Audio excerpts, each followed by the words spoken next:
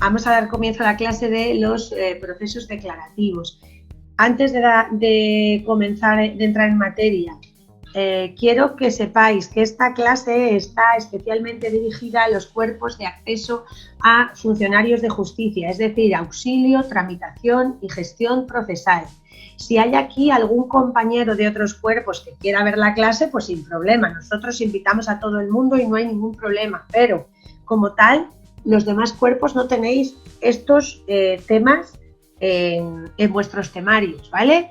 Que el saber no ocupa lugar, por supuesto, pero que lo sepáis, ¿vale?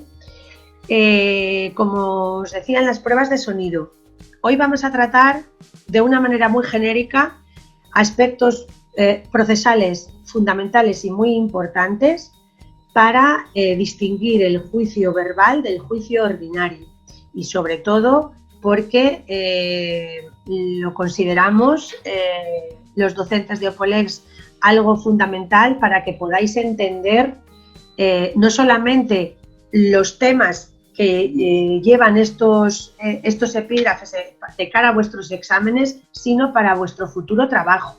Porque, como decía antes, en las pruebas de sonido, vosotros, una vez que toméis posesión de vuestro cargo como funcionarios públicos, lo que vais a hacer es sobre todo los tramitadores y los gestores, lo que vais a hacer es trabajar sobre el procedimiento, es decir, vais a recepcionar una demanda y la vais a ir dando los impulsos procesales oportunos conforme os va determinando la ley de enjuiciamiento civil en cada caso, bien sea el proceso declarativo, un juicio verbal, o bien sea un juicio ordinario, o en su caso un monitorio, un cambiario, como ya veremos en otras clases. Lo que nos interesa en esta clase es que tengáis una concepción básica y genérica de los dos tipos más específicos de procesos declarativos que existen en la ley de enjuiciamiento civil española.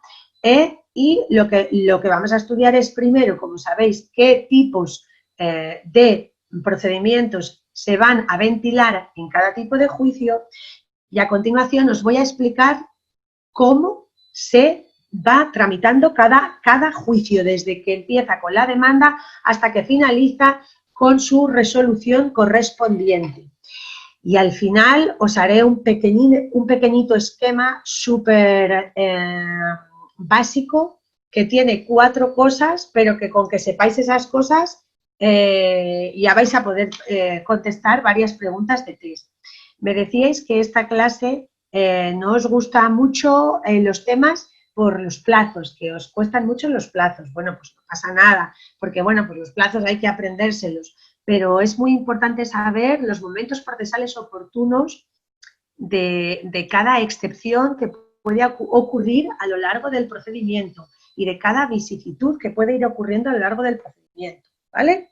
Bueno, ya sabéis que yo no soy muy de leer en las clases los artículos, porque ya tenéis todas las leyes, porque los temas de OPOLEX que yo, antes de daros las clases, les reviso absolutamente siempre y compruebo si están actualizados, si están hechos de manera comprensible de cara a los exámenes y está perfecto. Yo me he leído el tema que tenéis de los procesos declarativos y lo tenéis con una extensión y una amplitud brutal en la que tenéis absolutamente todo lo que os hace falta para las preguntas que os hagan en el examen.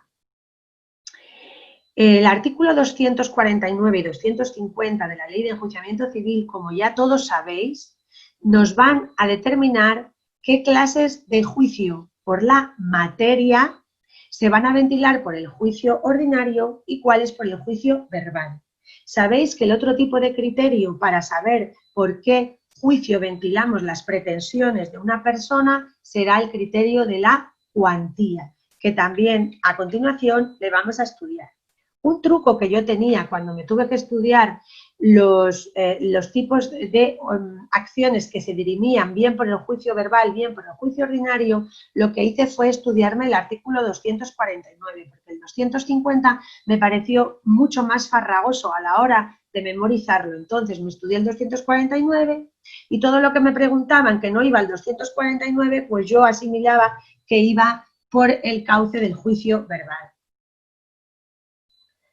Antonio dice que si esta clase, no, Antonio, esta clase no la tienes que oír. Como bien he dicho al principio, por si aún no estabas conectado, lo vuelvo a repetir. Esta clase es fundamentalmente para los cuerpos de acceso a los funcionarios de justicia, es decir, auxilio judicial, tramitación y gestión procesal. Los que estéis aquí, que no seáis de esos cuerpos, que queréis escucharla, bienvenidos seáis, pero no está dentro de tu oposición de auxiliar administrativo de sanidad.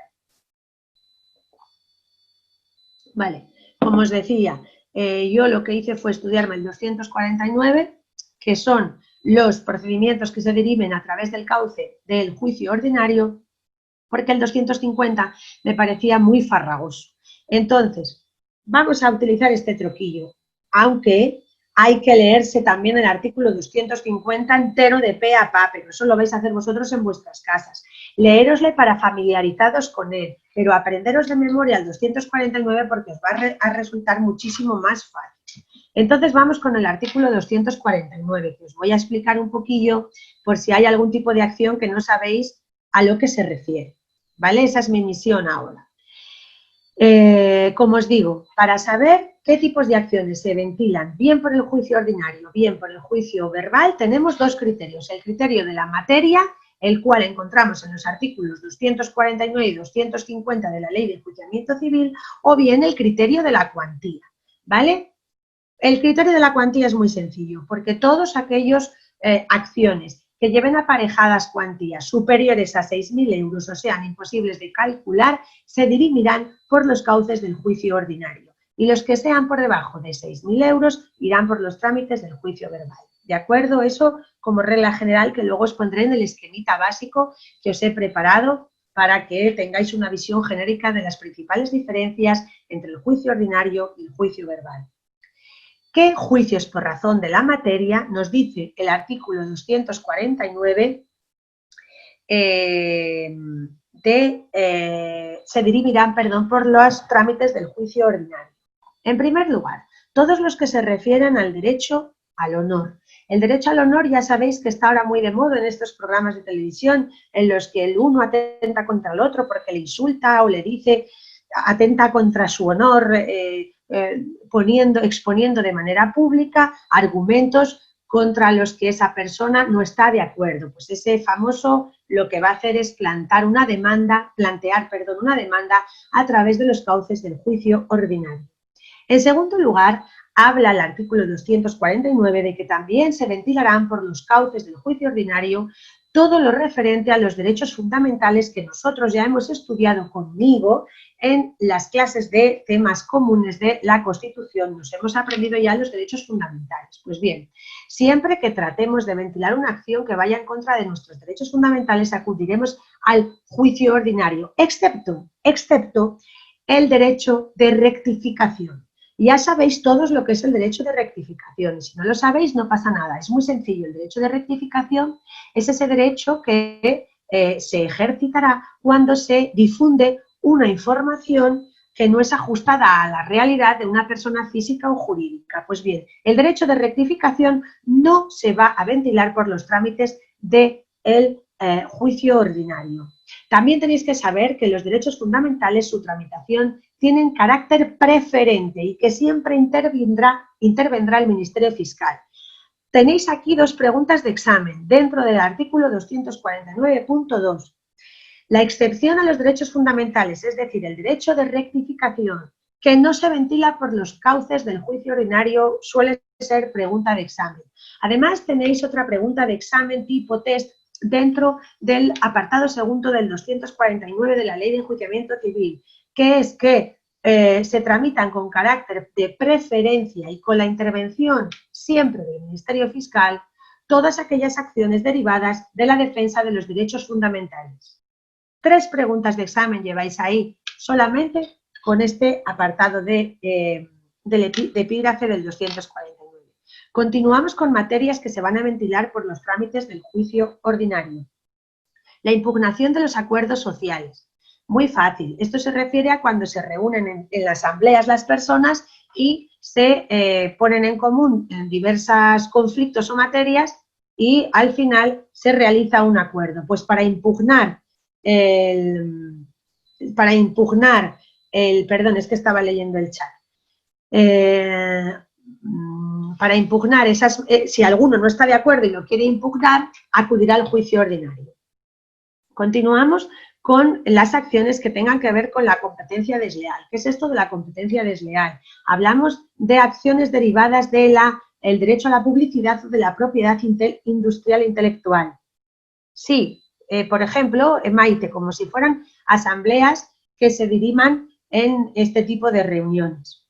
Entonces, continuando con las acciones derivadas de publicidad, propiedad intelectual que hacen referencia, industrial, a la competencia desleal. Aquí se dirimirán por los trámites del juicio ordinario, excepto si se refieren simplemente a acciones de reclamación de cantidad. Si se refieren a acciones de reclamación de cantidad dentro de que sean acciones derivadas de la competencia desleal, no se van a llevar todas por los trámites del juicio ordinario, porque será dependiendo de la cuantía. Y ya sabemos que si son de más de 6.000 euros irán por el ordinario y si son de menos de 6.000 euros irán por el verbal.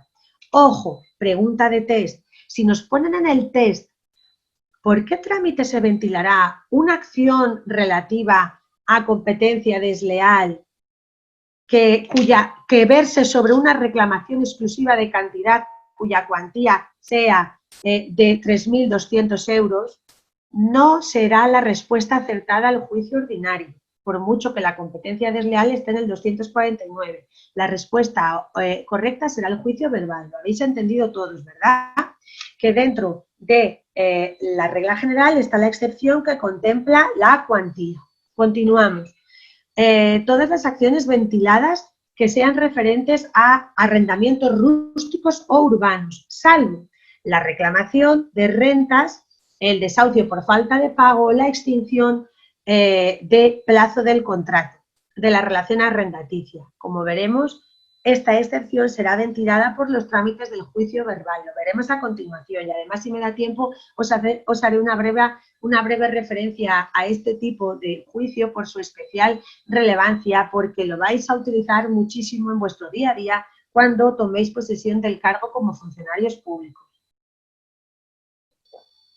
La acción de retracto. ¿Cuál es la acción de retracto? Cuando, por ejemplo,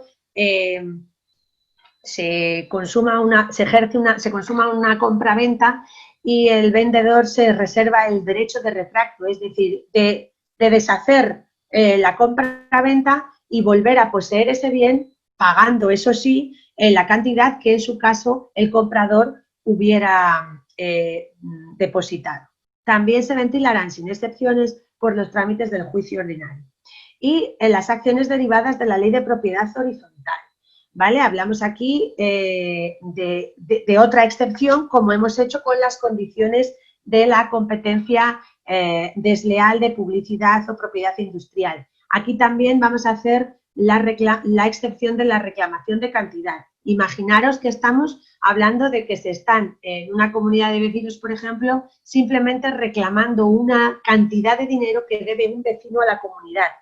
Si se refiere a reclamaciones exclusivas de cantidad, nos vamos a ir para determinar por qué juicio vamos a la regla de la cuantía. Y como ya sabemos, si es de menos de 6.000 euros iremos al verbal y si lo supera 6.001 euros irán al ordinario, ¿vale? Vale, pues ya tenéis las reglas por las cuales se ventilarán por el juicio ordinario por razón de la materia. Como os digo, por razón de la cuantía serán las que sean mayores de 6.000 euros y aquellas que sean imposibles de calcular. A continuación, tendríais el artículo 250 que os habla de las acciones que se ventilan por el juicio verbal. Pero ya que hemos empezado con las acciones derivadas del juicio ordinario, vamos a hacer una breve síntesis de lo que es el juicio ordinario, desde que empieza hasta que termina, ¿vale? Entonces, lo primero os lo cuento y luego os haré un pequeño esquemita, ¿vale? Antes de finalizar la clase. Así que ahora lo que quiero es que estéis relajados y atentos porque yo os voy a contar lo que es un juicio ordinario. El juicio ordinario viene regulado en el artículo 399 de la Ley de Enjuiciamiento Civil. Lo primero que quiero que sepáis que luego os lo voy a poner en el esquema. En el juicio ordinario es obligada la postulación. ¿Qué es la postulación? La postulación es que la persona física o jurídica que acude a ejercitar una pretensión a través de los cauces del juicio ordinario siempre debe de ir representada por procurador y asistida de abogado. En el juicio ordinario siempre es obligatoria la postulación. Ninguno de vosotros puede acudir a un juicio ordinario sin tener abogado y procurador. Como sabéis, el abogado asiste a las personas en la defensa de sus derechos y el procurador les representa, ¿vale? Bien. Luego, ya tenemos la primera diferencia, nada más empezar con el verbal, porque en el verbal, como luego veremos, no en todos los casos es obligatoria la postulación. Postulación es llevar abogado y procurador, pues en el ordinario siempre es obligatoria y en el verbal, como luego veremos, no lo es en todos los casos. Vale, ¿cómo se inicia un procedimiento ordinario? Se inicia a través de una demanda. ¿Cómo tiene que ser la demanda? En la demanda tienen que aparecer, en primer lugar, las circunstancias identificativas de las partes. La demanda inicia con don fulanito de tal, procurador de los tribunales, y de don fulanito de tal, bien sea la persona física o jurídica a la que representa, si es persona física con su DNI y su domicilio, si es persona jurídica con su CIF y su domicilio social. Y continúa el inicio de la demanda y asistido por doña Rebeca de Miguel Álvarez con número de colegiado 1266 del Colegio de Abogados tal. Ahí está el inicio y encabezamiento de la demanda. Circunstancias identificativas del demandante lo primero y de su postulación, abogado y procurador. A continuación, en la demanda se dice, que ejerzo la acción, la que sea, contra circunstancias identificativas del demandado. Y aquí pongo, don fulanito, ¿contra quién dirijo mi demanda? Yo que soy la demandante, contra el demandado. Don fulanito de tal, con su DNI, súper importante el domicilio, a efectos de la notificación. Si no ponemos el domicilio para la notificación, no vamos a encontrar al demandado. Ahora vamos a hablar del tema de las notificaciones y emplazamientos, pero muy importante el domicilio y las circunstancias identificativas de las partes son fundamentales. A continuación, una vez que hemos identificado al demandante y al demandado, bien sean personas físicas o jurídicas, tenemos que hacer una relación enumerada de los hechos de la demanda. Es decir, yo le tengo que contar al juez qué es lo que me ha pasado. Y lo digo, pues mire usted, señor juez, primero pasó esto, segundo pasó lo otro, tercero lo otro. Y a continuación voy a poner los fundamentos de derecho, que son en qué leyes yo me baso para pedirle al juez esa pretensión. Y los fundamentos de derecho también van a ir enumerados. Y al final lo que pongo es la petición o súplica. Importantísimo, porque la petición o súplica, lo que yo pido como demandante, es lo que luego va a dirimir todo el procedimiento hasta llegar a la sentencia. ¿Vale? Bueno, pues ya hemos aprendido un poco cómo se estructura una demanda en el juicio ordinario, porque la demanda en el juicio ordinario es la demanda base, la demanda modelo, es la demanda con todas sus subepígrafes, porque ya sabéis que luego, como vamos a ver en el verbal, también se puede hacer una demanda sucinta, que es una demanda un poco más reducida, pero me interesaba explicaros cómo era la demanda en el ordinario, para que sepáis cuál es la demanda completa. Vale. A continuación, cuando los procuradores presentan a través del sistema informático del ExNet, que todos os vais a familiarizar con ellos cuando seáis tramitadores y gestores de una manera absoluta, y también los auxilios, pues llega al juzgado. Y entonces el tramitador o el gestor lo incoa y le da un número de registro del juzgado a esa demanda. Y una vez que lo ha incoado, se lo va a pasar al LAJ, al letrado de la Administración de Justicia. Pregunta de examen. ¿Quién admite o inadmite las demandas.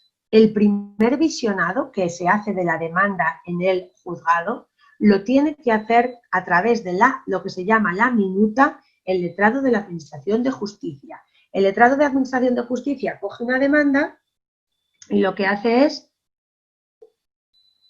comprobar todo lo que yo os acabo de decir, comprobar que en la demanda estén bien identificadas las partes, comprobar que en la demanda el procurador tenga su poder a favor de su representado, comprobar que están los fundamentos de los hechos, los fundamentos de derechos, todo. Entonces, ¿qué ocurre aquí?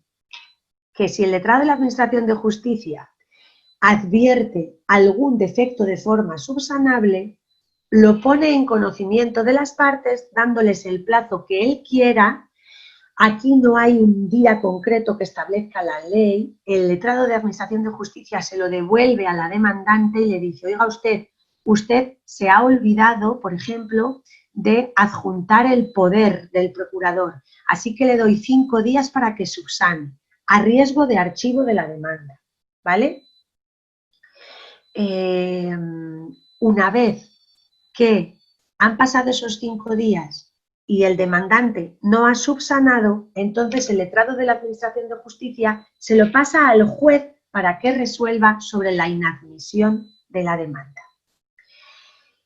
Una vez que haya sido admitida la demanda, porque el letrado de la Administración de Justicia ha comprobado todos los aspectos de la demanda y están todos perfectos y entonces dicta el decreto de admisión de la demanda, con la admisión de la demanda lo que se hace es que se da traslado al demandado por 20 días, pregunta de examen. En el juicio ordinario se da traslado por 20 días al demandado para que se persone y conteste a la demanda por escrito. La contestación a la demanda puede asimismo ser una reconvención. Ya sabéis todos lo que es la reconvención y los que no lo sepan porque acaban de empezar las oposiciones, pues ahora mismo se lo vamos a contar.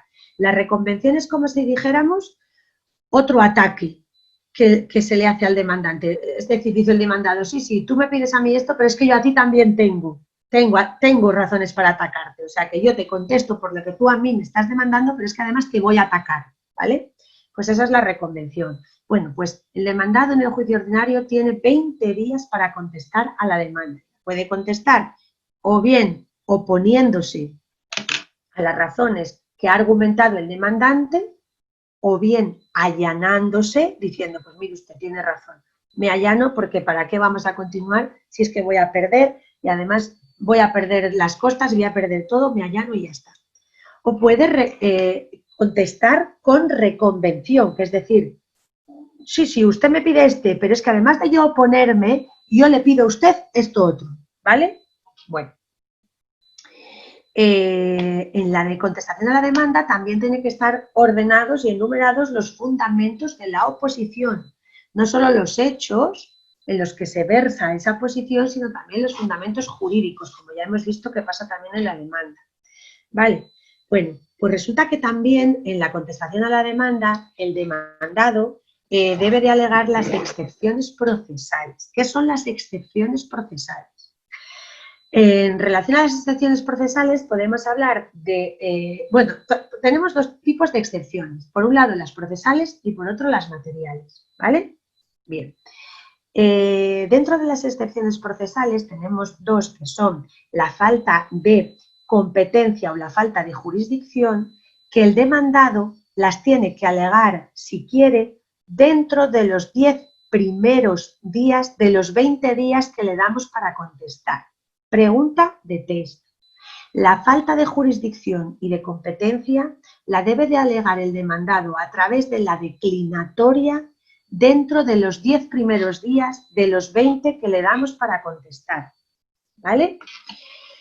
La falta de legitimación o la falta de litispendencia, por ejemplo, la alega el demandado en su contestación, en su escrito de contestación, pero será resuelta en la audiencia previa, ¿vale? Y la falta de legitimación y la falta de litispendencia se puede alegar dentro de los 20 días. No es necesario utilizar la declinatoria ni los 10 primeros días, dentro de los 20 días.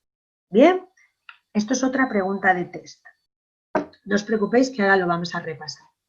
Y las excepciones materiales, que son sobre la materia en sí, se alegan en el escrito de la contestación a la demanda, pero se resuelven en sentencia.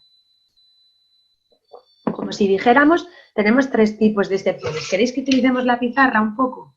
Que os gusta mucho para el tema de las excepciones. Que aquí tenéis un par de preguntas de test también.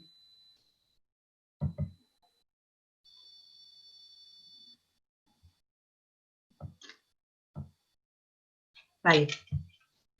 Vamos a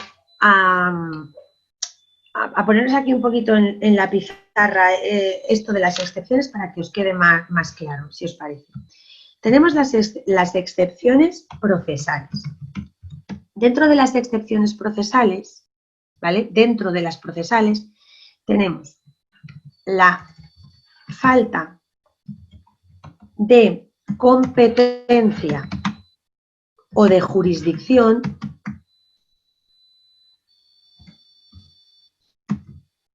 La falta de competencia o de jurisdicción la tenemos que alegar dentro de la contestación a la demanda a través de la declinatoria en los 10 primeros días de los 20 que nos dan para contestar. ¿Vale? Esto es una pregunta de test que os va a quedar súper clara después de esto. Como excepciones procesales también tenemos la falta de legitimación. La falta de legitimación, entiendo que sabemos todo lo que es. La falta de legitimación es cuando el demandado piensa que el demandante no tiene legitimación para actuar dentro del juicio, es decir, no tiene el título para ser demandante, no tiene un título que le acredite ser el demandante, ¿vale? La falta de legitimación, como os digo, o la litispendencia, que eso ya sabéis que es que existe otra causa anterior, pendiente, se alega también con la contestación a la demanda, pero dentro de los 20 días que nos dan. Y después tenemos las excepciones materiales, que hacen referencia a la materia, materiales, que estas también se alegan dentro de los 20 días que nos dan para la contestación a la demanda, pero estas se van a resolver en sentencia. Y estas de aquí, que se me ha olvidado poneros, se resuelven en la audiencia previa, ¿vale? Pues aquí tenéis este pequeño cuadro que os digo, en el que tenemos dentro de las excepciones procesales, las de la falta de competencia o jurisdicción van por declinatoria en los 10 primeros días, las de falta de legitimación o litispendencia en los 20 días y se resuelven en la audiencia previa. El juez les resuelve en la audiencia previa. Y las excepciones materiales se alegan en la contestación a la demanda dentro de los 20 días, pero el juez los resuelve en sentencia, ¿vale? Venga, pues vamos a seguir. ¿Quién se ha liado? Carolina, ¿por qué te has liado? A ver si te podemos desliar. Vale, pues vamos a continuar. Vamos a ver, una vez que ya nos han dado traslado, ¿que te has liado con los plazos, Carolina? Pues les vuelvo a repetir, si es muy facilito. En el juicio ordinario, Sí, Belinda, la falta de legitimación se plantea en la contestación. Todas las faltas, tanto procesales como materiales, se alegan en la contestación a la demanda. Con esta salvedad, la de competencia, la falta de competencia y de jurisdicción dentro de los 10 primeros días de los 20, ¿vale? A través de la declinatoria. Luego, la falta de legitimación o litispendencia se alega también en la contestación a la demanda dentro de los 20 días que nos dan para la contestación a la demanda. Y las excepciones materiales siempre también dentro de la contestación a la demanda, pero en los 20 días que nos dan para contestar a la demanda, ¿vale? Es muy facilito.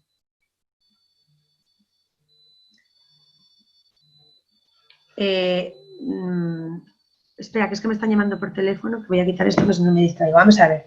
Dice Belinda que si la falta de legitimación interrumpe, cuando la falta de legitimación se expone en la contestación a la demanda, no la interrumpe porque ya la tienes que contestar, tienes plazos para establecer esas excepciones procesales, o bien dentro de los 10 primeros días dentro de la declinatoria, o bien en los 20 días dentro de la contestación a la demanda. Entonces no estás interrumpiendo ningún plazo porque la tienes que alegar en el plazo procesal oportuno. Si el plazo pasa, ya se ha precluido el plazo y ya no la puedes alegar, ¿vale?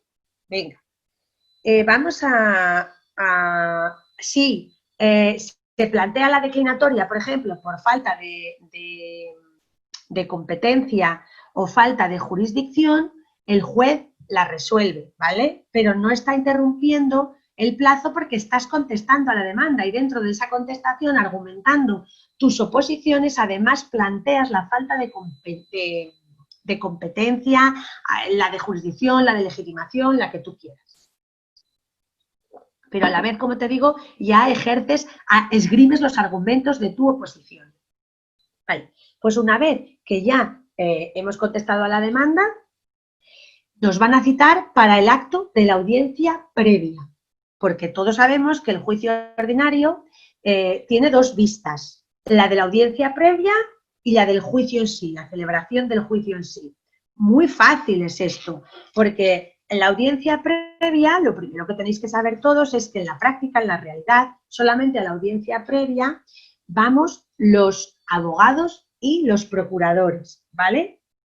Bueno, a ver, las personas físicas y jurídicas pueden asistir si quieren, pero como la audiencia previa es un acto en el que se resuelven eminentemente cuestiones procesales, entre otras estas excepciones que acabamos de ver, sí, se resuelve en la audiencia previa. Carolina, pues normalmente las personas físicas y jurídicas no se enteran de nada, es un rollo y no van para que no tengan que perder el tiempo, porque además no se les va a pedir en ningún caso a ellos declaración.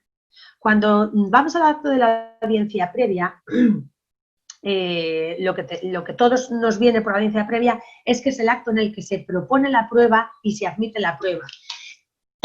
Y posteriormente, en la celebración de la vista, es cuando se practica esa prueba que ha sido propuesta y admitida en el acto de la audiencia previa. En los artículos 415 y siguientes de la Ley de Enjuiciamiento Civil vemos desgranadas lo que ocurre en el acto de la audiencia previa, que yo ahora os voy a contar de forma resumida para que todos entendáis perfectamente. Lo primero que hacemos cuando entramos en la sala de vistas a celebrar una audiencia previa, nos colocamos cada uno en su sitio, el juez en el centro, abogados y procuradores en los extremos, a la derecha los demandantes y a la izquierda los demandados, como sabéis, siempre con toga. Y el juez, al abrir el acto de la audiencia previa, lo primero que nos hace es invitar a una conciliación. Digo invitar porque eso es lo que dice la ley, que el juez debe de intentar que haya una conciliación entre las partes. Últimamente en muchos juicios los jueces casi nos obligan a que conciliemos, sobre todo en los temas de familia. Ahora se lleva muchísimo, como sabéis todos, la conciliación, pero para que vosotros lo entendáis bien, se abre el acto de audiencia previa y el juez dice: reunidas las partes, ¿ha sido posible llegar a un acuerdo? Sí, no, lo que pase. En el artículo 416 de la Ley de Enjuiciamiento Civil ya vamos a estudiar las excepciones procesales que yo os acabo de explicar de una manera breve. Entonces, en el artículo 416, que hablamos de las excepciones procesales, hablamos de la jurisdicción y competencia que ya se habrán resuelto previamente con el acto de la declinatoria, como os digo, o sea, dentro de los 10 primeros días, a través de la declinatoria lo habrá puesto el demandado, habrá resuelto el juez, y ahora lo que vamos a hacer es, como las excepciones procesales ya han sido anunciadas en los escritos de demanda, tanto el demandante como el demandado ya vamos preparados para discutir esas excepciones procesales, ¿vale? Falta de legitimación, falta de litis consorcio pasivo, activo, lo que sea. Pues allí nos sentamos y entonces el juez nos da la palabra y empieza. A ver, ¿qué quiere decir la demandante sobre la excepción que ha planteado el demandado acerca de la legitimación? Y el demandante se defiende en el acto de la audiencia previa. Una vez que ya hemos dirimido las excepciones procesales y nos hemos puesto todos de acuerdo, continuamos con las alegaciones complementarias, que están recogidas también en la Ley de Enjuiciamiento Civil, creo que en el 426. Pero bueno, como ya os he dicho que a partir del 415 tenéis el acto de la audiencia previa, lo que queráis lo vais mirando. Quiero recordar que en el 426 tenemos las complementarias. Pues en cuanto a las alegaciones complementarias, lo que son es alguna aclaración de algún extremo de los escritos, tanto de demanda como de contestación a la demanda, pero no pueden en ningún caso modificar el suplicio. Pregunta de examen. ¿Pueden las alegaciones complementarias que se practican en la audiencia previa modificar el suplicio de la demanda? Nunca. ¿Por qué? Porque estaríamos incurriendo en indefensión, ¿vale? Me pregunta Esther que si es obligatorio el procurador en la audiencia previa o solo el abogado. A efectos vuestros de pregunta de test, Esther, sí es obligatorio. Como he empezado diciendo, en los juicios ordinarios es obligatoria la postulación, tanto el abogado como el procurador. Esther me hace esta pregunta a lo mejor porque habrá ido a algún juicio o habrá visto que algún procurador no ha entrado en la audiencia previa. Cuando los procuradores no entran en la audiencia previa es porque previamente han sido excusados de manera concreta por el juez. Pero para vosotros, como opositores, la respuesta correcta es sí, es obligatoria la presencia de abogado y procurador en la audiencia previa, ¿vale? Para todos. Muy bien esa pregunta, Esther, porque os viene todos. ¿Sabéis cuál es el problema que podéis tener los tramitadores, los auxilios o los gestores que estáis aquí y estáis ya trabajando? Que la realidad supera la ficción. Quiero decir que cuando tú trabajas ya en un juzgado, muchas de las cosas que nos dice la ley luego no se cumplen en la realidad y os puede inducir a error. Por eso es súper importante. Estas preguntas como la que ha hecho Esther me ha parecido súper... Mira, a mí no se me había ocurrido aclararos esto, fíjate. Por eso en las clases presenciales pasan estas cosas que son tan buenas. Que esto puede ser alguien que le induzca a error y que diga, joder, pues yo estuve en una audiencia previa cuando estaba de tramitadora de interina en el juzgado de Torre Lobatón y allí no se personó el procurador, así que voy a contestar que no es obligatorio. Sí es obligatorio. Vale, continúo. Yolanda, si no acude el procurador, debe obligatoriamente asistir entonces su representado. En la audiencia previa no es obligatoria la asistencia de los clientes, de los representados y asistidos, porque, como os digo, solamente se deriven cuestiones procesales. Entonces, no es obligatoria. Si no acude el procurador porque haya sido excusado previamente por el juez, tampoco es necesario que acuda el representado, ¿vale? Sigo. Bueno, las alegaciones complementarias es ahí donde nos hemos quedado antes de las dudas y seguimos. Una vez que ya se han aclarado las alegaciones complementarias que nunca pueden afectar al suplicio, lo que vamos a hacer es, el demandante, me afirmo y ratifico en mi escrito de demanda y solicito el recibimiento del pleito a prueba. Y con estas palabras, y el demandado se le da la palabra y el demandado se afirma y ratifica en el escrito de contestación a la demanda y solicita el recibimiento del pleito a prueba. ¿Qué quiere decir que solicito el recibimiento del pleito a prueba? Que vamos a entrar en materia de prueba, vamos a proponer y vamos a ver cuáles nos van a ser admitidas, ¿vale? Entonces, primero en el artículo 427 de la Ley de Enjuiciamiento Civil, lo que vamos a hacer es la posición de las partes con respecto a la prueba de las otras. Por ejemplo, si a mí el demandado en su contestación a la demanda me ha presentado unos documentos que yo quiero impugnar, este es el momento procesal oportuno para que yo, demandante, las... venga, a ver qué dice Burgo. Pero el cliente debe comparecer a la audiencia previa si no tiene poder especial el procurador para poder transigir o allanarse o renunciar. No, esto es lo que estaba explicando, que no sé si me has oído o no. Vamos a ver, el cliente debe de comparecer a la audiencia previa si van a llegar a una conciliación. Si no va a haber conciliación entre las partes, el cliente no tiene por qué estar en la audiencia previa. ¿De acuerdo? Entonces, claro, nos estamos yendo mucho más allá de todo. Lo que dices, Burgo, tiene razón, efectivamente, pero si a mí Yolanda me pregunta de manera genérica que si el procurador, que si no va el procurador, debe asistir su cliente de manera genérica, yo le digo que no, porque los jueces se excusan en innumerables ocasiones a los procuradores de la asistencia y Yolanda va a ver en un juicio el día de mañana que ni está el procurador ni está el cliente y entonces dirá, ¿pero qué broma es esta? ¿Vale? Entonces, por eso os digo que la realidad supera la ficción. Y Burgo en concreto, como el otro día nos contaba, al ser interina, está trabajando ya y ve estas cosas. Pues cuidado, porque eso en los exámenes puede inducir a error. Aquí no somos trabajadores, aquí somos opositores y tenemos que estudiarnos la ley. No, no hay que fijarse a veces en la realidad para que no nos lleve a error, ¿vale, Burgo? Y todos os lo digo. Vale, continuamos. La posición de las partes ante los documentos y dictámenes aportados. Como ya os he dicho, el momento procesal oportuno para que yo, demandante, impugne el documento del demandado es este, o al revés. El momento procesal oportuno para que el demandado me impugne un documento que yo le haya presentado con el que no esté de acuerdo es este, en la audiencia previa, la posición de los documentos de las partes, el artículo 427. Este sí que sé que es ese, me lo sé de memoria, ¿vale? Bueno, luego, fijación de los hechos controvertidos, importantísimo en la audiencia previa, porque de la fijación de los hechos controvertidos se deduce luego el resto del juicio. Es decir, yo luego no puedo venir a inventarme otros hechos, sino los que estoy fijando, los que comencé en el súplico de mi demanda, que han sido contestados por la demanda, y los que estoy concretando en la audiencia previa, ¿vale? ¿Por qué son importantes la fijación de los hechos controvertidos? Porque estos hechos son solo sobre los que yo puedo proponer la prueba. Yo no me puedo poner a proponer pruebas sobre unos hechos sobre los que no son los que yo estoy ejercitando mi escrito de demanda. Vale, pues una vez que ya tenemos la fijación de los hechos controvertidos, proponemos la prueba y la prueba siempre va en el mismo orden.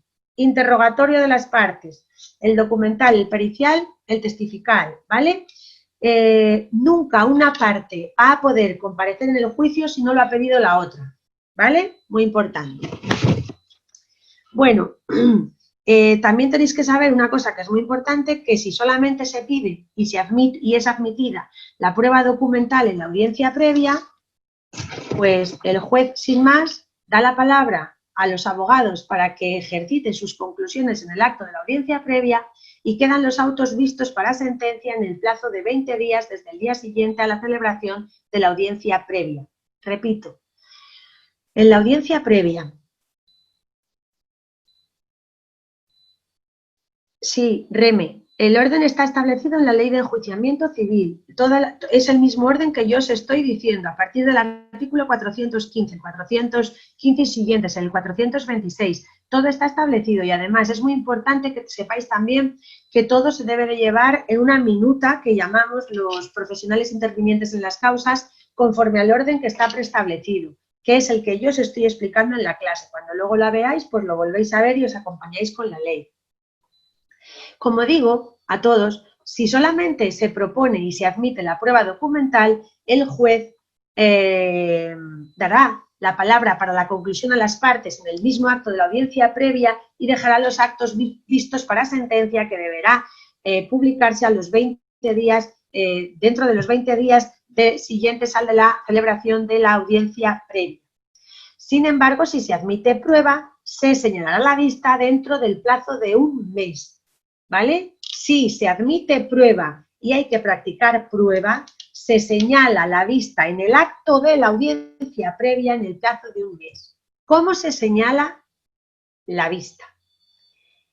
Pueden ocurrir varias cosas. Lo normal, lo que vivimos todos los días, es que allí asistidos comparecidos abogados y procuradores en el acto de la audiencia previa, el juez abre su agenda y dice, a ver, estando aquí abogados y procuradores, consulten sus agendas virtuales desde aquí y díganme si el 25 de septiembre pueden las partes asistir al acto de este juicio. Pues el 25 de septiembre se va a señalar la vista ya, para evitar así suspensiones. Incluso se nos da a los abogados la opción de poder llamar a nuestros despachos si no tenemos las agendas virtuales para consultar si ese día tenemos o no otro señalamiento previo, con el objeto de no daros trabajo a los funcionarios, que no tengáis que suspender, volver a señalar y notificar, ¿vale? A ver, porque tengo aquí una esquinita para no olvidarme de nada que voy siguiendo.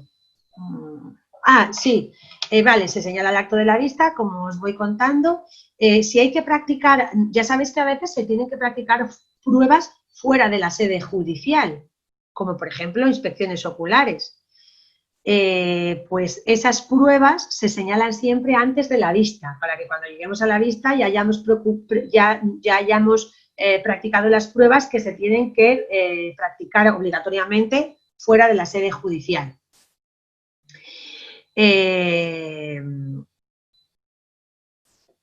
También es muy importante que sepáis que en este acto de la vista, cuando las partes hayan propuesto testificales o periciales o cualquier tipo de declaración de personas que no son sus propios representados o asistidos, tienen que decir en ese acto si el tribunal les tiene que notificar, porque ya sabéis que las partes se pueden llevar de la manita. Si yo llevo un testigo, le puedo llevar de la mano y decir, ala, ya le he traído aquí, señor juez, usted no tiene que activar el mecanismo de notificación de sus funcionarios porque ya a este señor le traigo yo. Pues en este acto de la audiencia previa es cuando las partes tenemos que informar al juez con datos identificativos estrictos, DNI y domicilios, para que los funcionarios luego notifiquéis a esas personas el día y la hora a la que tienen que comparecer en sede judicial para, bien sea un interrogatorio, una declaración o una pericial, ¿de acuerdo? Ahí, en el acto de la audiencia previa es cuando lo vamos a hacer.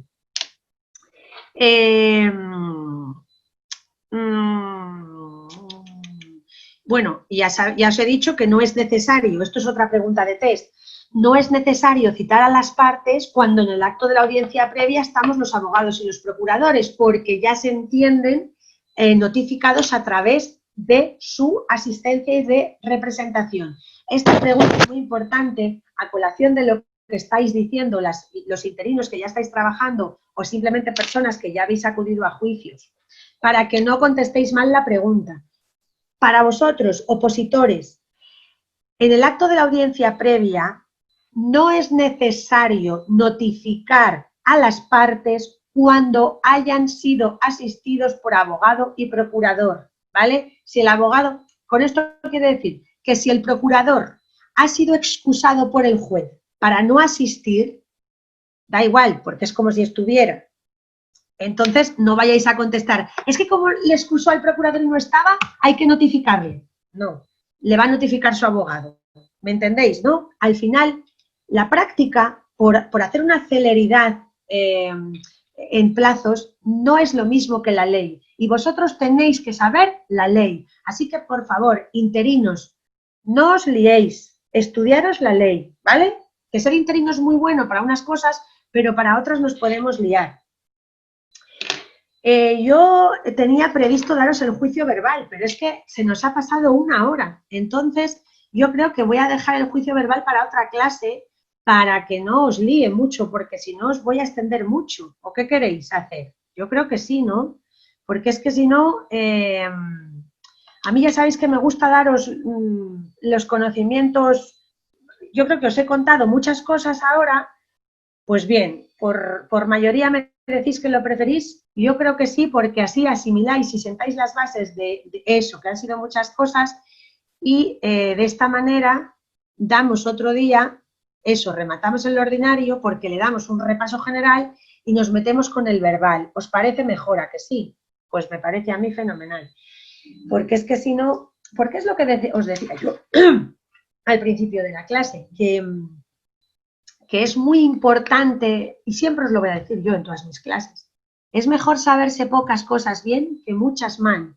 Y en las clases tenéis que estar súper receptivos a todo lo que yo os cuento.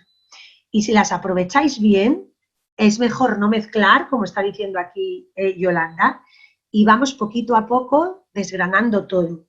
Entonces, claro, ¿sabéis por qué me he extendido tanto? Porque me emociono. me emociono al contaros las cosas y os digo más cosas de las que tenía pensado, pero que me parecen tan importantes, pues que claro, que es que se me va de las manos, hijos. ¿Qué le voy a hacer? Tenéis una profesora que se emociona dando procesal. Entonces, yo el esquema que os tengo que preparado y el test lo vamos a dejar para la siguiente clase, porque así lo vais viendo bien, porque si os pongo ahora el esquema vais a decir, pero no me cuenta ahora esta del verbal, sobre todo aquellos que no hayáis tocado todavía el temario. Así que así lo vamos a hacer. Yo no os puedo saber todavía, no os puedo decir todavía cuándo vamos a dar la clase del verbal, porque yo lo tengo que poner en conocimiento con todo el equipo y me lo dirán, pero yo os prometo que vamos a dar la clase del verbal con su esquema comparativo y con todo. Arantxa, ¿y del juicio que hay que saber? Pregúntame eso que no sé qué me quieres preguntar. Inicio, audiencia previa, juicio. Claro, pues la clase que hemos dado hoy, cómo inicia el juicio ordinario a través de la demanda, cómo debe de redactarse una demanda, qué partes tiene la demanda, que también es muy preguntable en test, que son las circunstancias identificativas de las partes, muy claro el domicilio de demandante y demandado, que vaya con postulación obligatoria de abogado y procurador, los fundamentos de hecho, es decir, contar que estoy pidiendo, los de derecho y el suplico. ¿Vale? Carolina, luego la audiencia previa y luego el juicio, que es... claro, me está diciendo Arantxa el juicio, ya te entiendo, Arantxa. La celebración del juicio. Pues no te preocupes, que me lo apunto para continuar en la clase siguiente. Eso, gracias, Arantxa. Claro que no os he contado cómo se celebra el juicio. Pues os lo cuento en la clase siguiente. Empezamos con el repaso general, juicio y pasamos al verbal. ¿Bien? A ver... me estáis preguntando, ¿finalmente tendremos más clases semanales, Carolina? Pues mira, es lo que os decía, estamos esperando a que termine esta situación, porque esta mañana sabéis que se reunía el Consejo para determinar si había prórroga hasta el 20 y tantos de junio. Yo ya estoy un poco perdida con tanta prórroga y tanta cosa, pero lo he estado yo escuchando en la radio y bueno, andamos un poco pendientes de todo esto, vamos a tener un poco de paciencia. Ya veis que empezamos con las clases estando el estado de alarma en vigor y vamos aumentando todo lo que haga falta a petición vuestra. ¿Os acordáis que el otro día y el juicio? Al juicio sí, Yolanda, en el juicio es obligatorio que acudan las partes con sus abogados y procuradores. Y te vuelvo a decir lo siguiente. Tu respuesta, para que te quede claro, en tu test la respuesta es sí. Siempre en el juicio ordinario es obligatoria la postulación de abogado y procurador, aunque en la práctica, como os cuento, a veces se les excusa a los procuradores. Al abogado no, porque los abogados no paramos de cascar, somos los que estamos todo el rato en el tribunal peleando, no sé esto, lo otro, o sea que un juicio sin abogado pues no se puede llevar a cabo en el ordinario. Entonces, es obligado que acudan las partes con sus abogados y procuradores. Pues te cuento, Yolanda. Cuando llega el juicio, aunque os lo voy a contar en la próxima clase, cuando llega el juicio, si no se ha pedido el interrogatorio de parte, no es obligatorio que asista el cliente, porque si no le van a pedir hablar y no se puede pedir hablar a las personas si no lo ha pedido la parte contraria, es decir, si yo voy como demandante a un juicio con mi cliente, ¿vale? Mi cliente, Yolanda es mi cliente, yo me voy con Yolanda, mi cliente. Pero el demandado, en la audiencia previa, a mí no me ha pedido el interrogatorio de mi cliente, con lo cual Yolanda se puede quedar en su casa, tranquila, poniendo velas mientras yo la defiendo, ¿vale? Esta es la situación. Pero a efectos de test, al juicio es obligatorio que acudan abogados y procuradores siempre, aunque en la práctica también en los juicios a veces se excusa a los procuradores. Pues, por ejemplo, ahora que tenemos... cuando nos han, todos los temas de bancario que nos señalaban a lo mejor en una misma mañana 7 juicios de cláusula suelo seguidos, pues si un procurador no le daba tiempo a ir, sobre todo en Madrid, que están los juzgados tan separados, que no hay ciudad de la justicia, pues a lo mejor a un procurador que tenía 3 seguidos, yo qué sé, se le excusaba para que se fuera al otro, ¿me entendéis? Y en la práctica no asistía, pero a efectos de test deben de comparecer abogado y procurador. A ver, Reme, la contestación a la demanda debe ser congruente con lo que después te diga en el juicio. Es decir, puedes contestar en la demanda una cosa y luego en el juicio demostrar algo diferente referente al mismo hecho controvertido. Ay, Reme, pues esto es... esto no. Esto es mucho de estos abogados que dicen, yo me guardo las armas finales para el juicio. Bueno, pues tú, para que lo tengas claro, nunca puedes crearle indefensión a la otra parte. Entonces, tú luego, o sea, tú siempre tienes tus armas, tú siempre te tienes que guardar un as bajo la manga para llegar en el juicio y sorprender, pero dentro de unos límites. Porque, como te digo, que en la demanda tienen que estar fijados los hechos, fundamentos jurídicos y el suplico, y de ahí el suplico no se puede mover. En la contestación a la demanda tú puedes mover el suplico con la reconvención, es decir, tú le mueves el suplico pidiendo más cosas, pero luego tú, a la hora de defenderte, no puedes de manera sorpresiva cambiar el suplico de una demanda si no lo has cambiado como demandado a través de la reconvención, ¿vale? No sé si tenéis alguna pregunta más. Como siempre, deciros que todo lo que me queráis poner a través de las redes lo leo, ¿vale? O sea que ya sabéis que os vamos anunciando las clases, más clases, más clases. Eso, bueno, pues en ello estamos, no depende de mí, yo al final soy vuestra profesora y bueno, pues sí que es cierto lo que siempre te digo.